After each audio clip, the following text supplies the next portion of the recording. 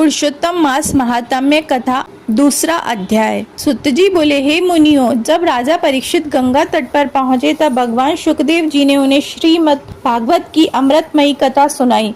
उस कथा को सुनकर राजा परीक्षित को मोक्ष प्राप्त हुआ। उस दिव्य दृश्य को देखकर और वहाँ के पुण्य वातावरण का अनुभव कर मैं यहाँ आप सबके यज्ञ का दर्शन करने आया हूँ। आप जैसे ब्राह्मणों को देखकर मैं स्वयं को धन्य मानता हूँ। ऋषियों ने कहा, हे सुत जी, आपने जो भगवान व्यास के मुख से सुना है वह अत्यंत अद्भुत और दुर्लभ है। कृपया करके हमें वही कथा सुनाइए जो जीवन का सार हो और जो मन को शांति दे और जो अमृत से भी बढ़कर हितकारी हो। सुत जी विनम्रता से बोले, मैं तो साधारण हूँ, परंतु आप महान ऋषि मुझसे प्रश्न कर रहे हैं, यह मेरा सौभाग्य है। जो कुछ मैंने अपने गुरु व्यास जी से सुना है वही मैं आपको सुनाता हूँ। इसके बाद सुत जी ने एक पुरातन प्रसंग सुनाया। उन्होंने बताया, एक बार देवर्षि नारद बद्रीनाथ के समीप स्थित नर नारायण के आश्रम में पहुँचे। वह आश्रम अत्यंत पवित्र और दिव्य था। वहाँ अनेक तपस्वी, सिद्ध और देवता निवास करते थे। चारों ओर हरियाली, फल फूल से लदे वृक्ष और पवित्र गंगा व अलकनंदा की धारा उस स्थान को और भी सुंदर बना रही थी। नारद मुनि ने वहाँ पहुंचकर भगवान नारायण को साष्टांग प्रणाम किया। भगवान नारायण गहन तप में लीन थे।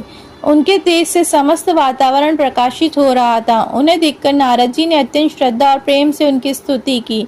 नारद जी बोले, हे देवों के देव, हे जगन्नाथ, आप कृपा के सागर है। आपका तप संपूर्ण प्राणियों के कल्याण के लिए है। कलयुग में जीव अज्ञान और विषयों में फंसे हुए हैं। ऐसे समय में उनके उद्धार के लिए कोई सरल और प्रभावी उपाय बताइए जिससे उनका कल्याण हो सके और उन्हें मोक्ष की प्राप्ति हो सके। मैं भी आपके मुख से वही ज्ञान सुनना चाहता हूँ। नारद जी के मधुर और करुणामय वचनों को सुनकर भगवान नारायण प्रसन्न हुए और बोले, हे नारद, तुम भगवान की महिमा को जानते हो, फिर भी लोक कल्याण के लिए पूछ रहे हो। यह बहुत उत्तम है। मैं तुम्हें एक अत्यंत पुण्यदायक रहस्य बताता हूँ। यह है पुरुषोत्तम मास का महात्म्य। भगवान नारायण ने कहा, यह पुरुषोत्तम मास अत्यंत पवित्र है। इसके स्वामी स्वयं भगवान पुरुषोत्तम है। इस मास में जो भी भक्त श्रद्धा से व्रत, जप, दान और पूजा करता है उस पर भगवान अत्यंत प्रसन्न होते हैं और उसे सभी कष्टों से मुक्त कर देते हैं। नारद जी ने पुनः प्रश्न किया, हे प्रभु, अन्य महीनों के देवता तो मैंने सुने हैं, परंतु पुरुषोत्तम मास का रहस्य क्या है? इसमें क्या करना चाहिए? कौन से नियम अपनाने चाहिए और इससे क्या फल प्राप्त होता है? कृपया करके विस्तार से बताइए। नारद जी ने आगे कहा, हे प्रभु, इस संसार में अनेक लोग दुखी हैं।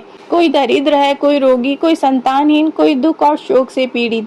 ऐसे सभी लोगों के कष्ट दूर करने वाला उपाय हमें बताइए। सुत जी कहते हैं, नारद जी के इन करुणा से भरे वचनों को सुनकर भगवान नारायण गंभीर और शांत स्वर में भी आगे की कथा कहने लगे, जिससे समस्त संसार का कल्याण हो सके।